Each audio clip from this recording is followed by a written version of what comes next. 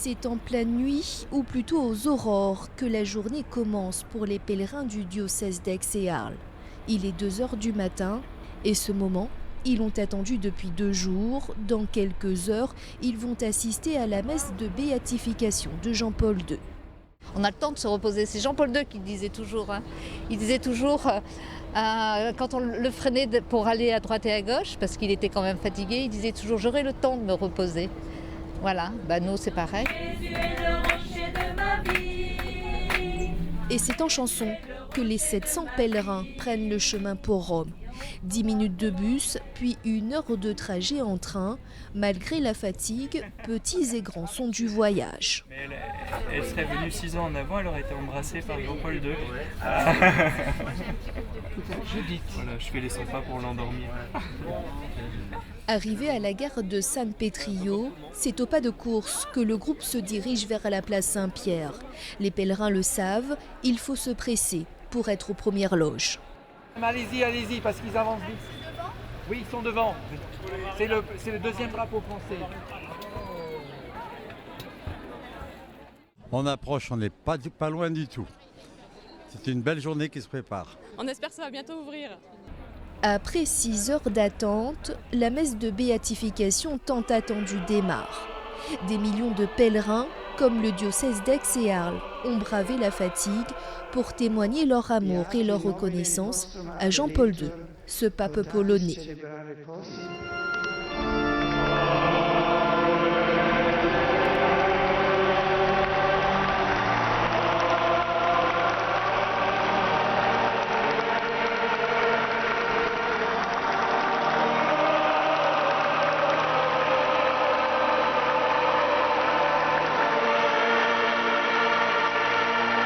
C'est vrai que cette cérémonie, cette célébration a été très forte et très profonde sur le plan spirituel.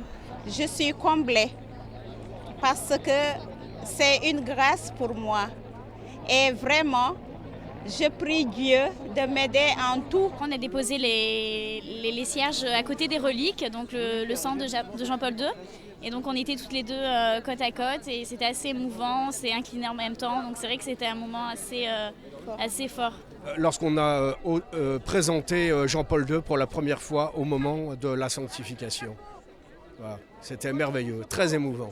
Et j'espère de tout cœur qu'il sera vite canonisé parce que ce que j'ai vécu, c'est des larmes de joie et de bonheur inouïs qui seront gravés à jamais dans notre cœur.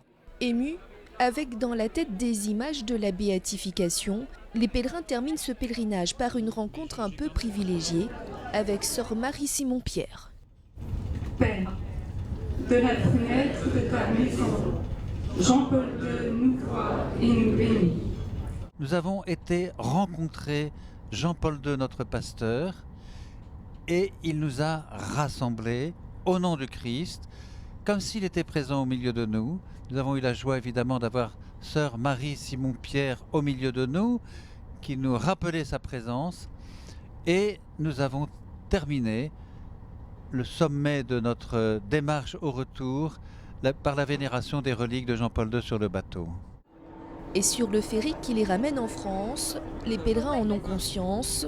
Ils viennent de vivre un moment important pour la communauté catholique.